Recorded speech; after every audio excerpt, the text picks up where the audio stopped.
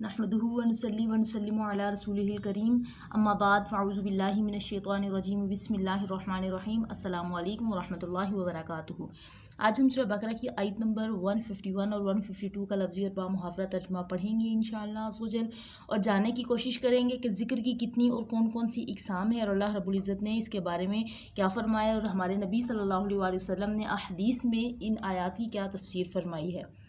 सबक शुरू करने से पहले आपसे गुजारिश है कि अगर सूरह बकरा जो कि हम पढ़ चुके हैं, पहला पारा और दूसरे पारे का जितनी आयत हम पढ़ चुके हैं, अगर आप उसको समझना चाहते हैं, उसका तर्जुमा तफसीर या शान नुज़ूल देखना चाहते हैं तो उसके लिए आप चैनल का विज़िट कीजिए।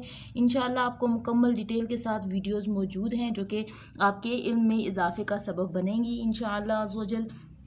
और अगर आप चैनल पर नए हैं, अभी तक चैनल को सब्सक्राइब नहीं किया तो सब्सक्राइब कर लीजिए और बेल के बटन को भी प्रेस कर लें ताकि हर आने वाली वीडियो का नोटिफिकेशन सबसे पहले आपको मिले।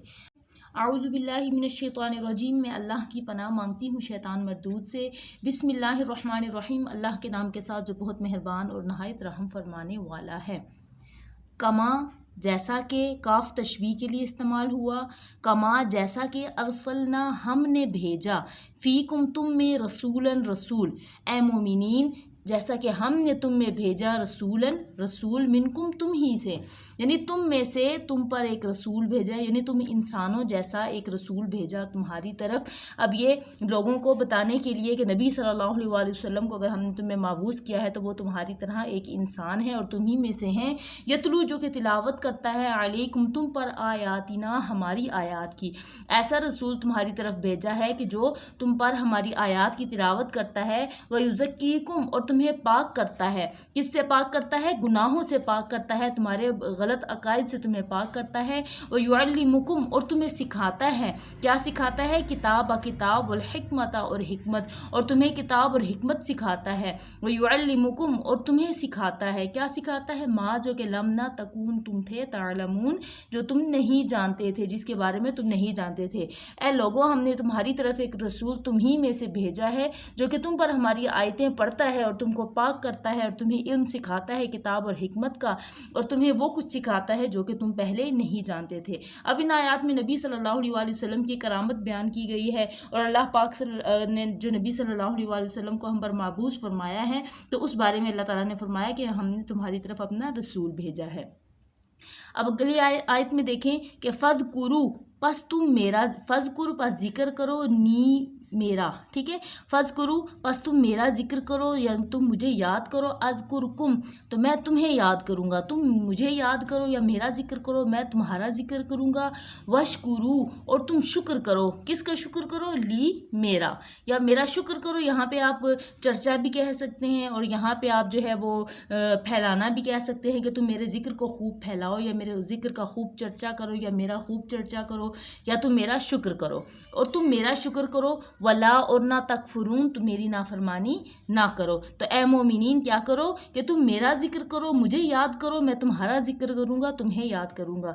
वशकुरू और तुम मेरी चर्चा करो, मेरा शुक्र अदा करो और मेरी तुम नाशुक्री ना करो। अब आयत के इस हिस्से को समझने के लिए इसकी तफसीर देख लेते हैं कि अहदीस में ज़िक्र की 3 इक़साम बयान हुई हैं, ठीक है, कि ज़िक्र 3 तरह का होता है, एक लिसानी ज़िक्र है, एक क़ल्बी ज़िक्र है और एक बिल जवारिह है, यानी ये 3 किस्में हैं ज़िक्र की। अब इनकी तशरीह देख लेते हैं, तफसीर देख लेते हैं कि इन अज़कार से क्या मुराद है।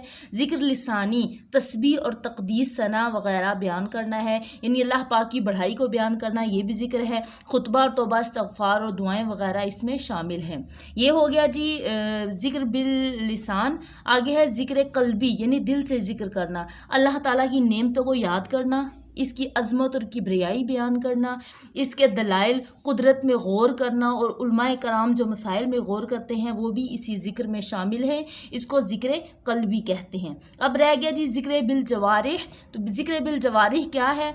ये है कि अज़ा यानी इंसानी जिस्म के जितने भी अज़ा हैं वो ताअत इलाही में मशगूल हों, यानी अल्लाह ताला के अहकाम को पूरा करने में मशगूल रहें, अल्लाह ताला के बताए हुए हदूद में रहें। तो ये क्या है?